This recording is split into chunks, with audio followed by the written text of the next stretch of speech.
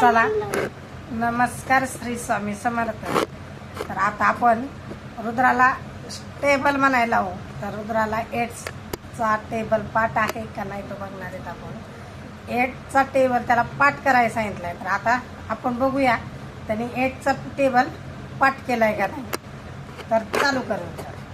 8 1 चा 8, 8 2 चा 60, 8 3 चा 24, 8 4 चा 32, 8 5 चा 40, 8 6 चा 48, 8 7 चा 56, 8 8 चा 64, 8 9 चा 72, 8 10 चा 80.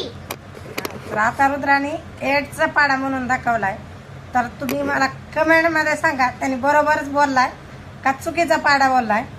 चला भेटू पुढच्या व्हिडिओमध्ये. तुम्हाला जर आवडत असेल हे रुद्राचे टेबल पाठ केलेलेचे व्हिडिओ तर असं करा म्हणताय. तर चला बाय. अच्छा नका